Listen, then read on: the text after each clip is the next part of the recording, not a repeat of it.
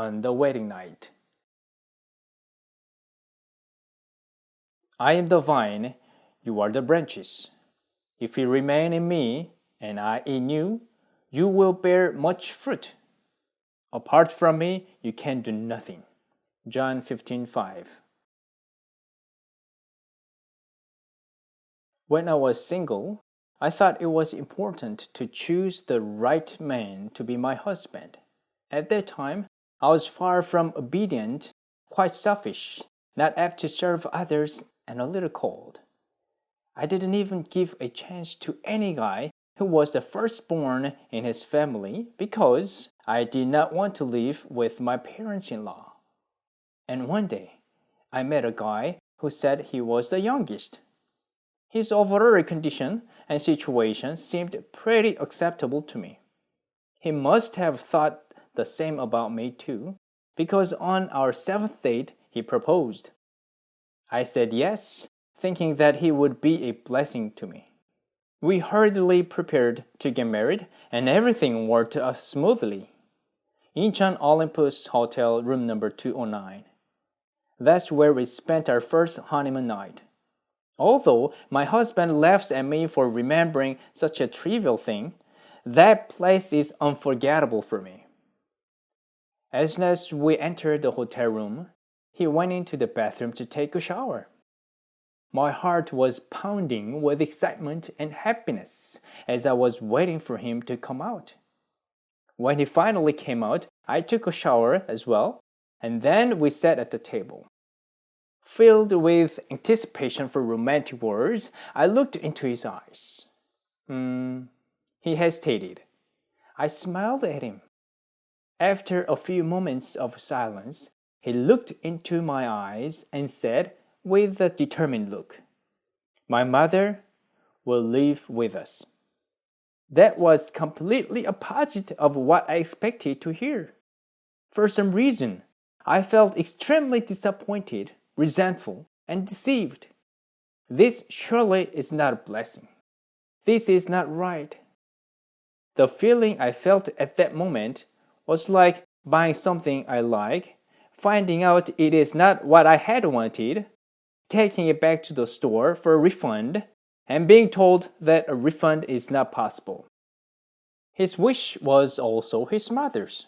His whole family decided that my husband I should live with her.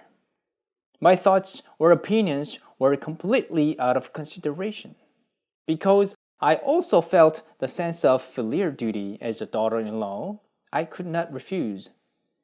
I ended up living with my mother-in-law. Regardless of how or why we came to live together, I genuinely wished to be good to her.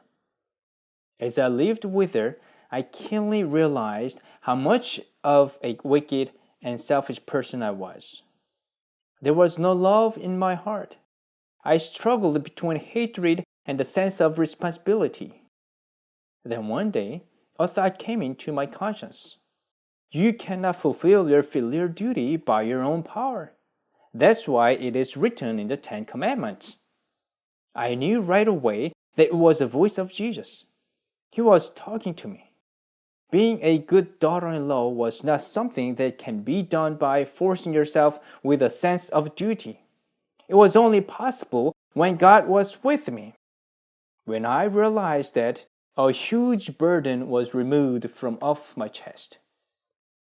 When unpleasant memories about my mother-in-law rose in my mind, I lost motivation to do anything. Such moments are when you need to call upon God. You must call upon Jesus immediately. I could escape from the unpleasant thoughts about her by calling upon Jesus to control my mind. I could finally cast away my burden, my negativity toward my mother-in-law. One day, my mother-in-law, my husband, and I were rushing to a wedding. As my husband was speeding up, she said from the back, "Oh no, I left my glasses at home." Looking troubled, he asked me, "What should he do?" I hesitatingly said, "We're late. Why don't we just hurry to wedding?" But soon I felt uncomfortable. He seemed to feel the same. I could tell his mind was experiencing a conflict. That's when the Lord spoke to me. Honoring your parents means to follow their opinions and wishes. It means to uphold their thoughts and wills. If it was you who forgot to bring your glasses with you, you would wish to turn back and get the glasses, right? I nodded. I could delay no longer. I looked at my husband. He was looking at me too. We turned around and drove back home. As soon as the car stopped, I ran into the house. I snatched the glasses which were placed on her bed and rushed back to the car. As I saw her grin with satisfaction, I felt relieved and glad. Even a short moment of disconnection from Jesus takes away the peace from my heart, and at that moment my mother-in-law becomes a burden to me. It is impossible for me to bear in my own power and ability the duty which had been placed upon my shoulders on that wedding night.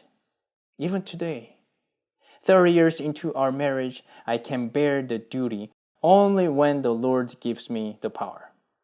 In order to be able to show no sense of unpleasantness and treat her with gentleness and kindness, I have to ceaselessly call upon Jesus.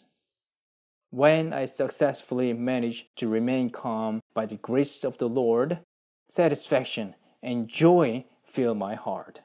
I am happy because His power helps me every moment of the day.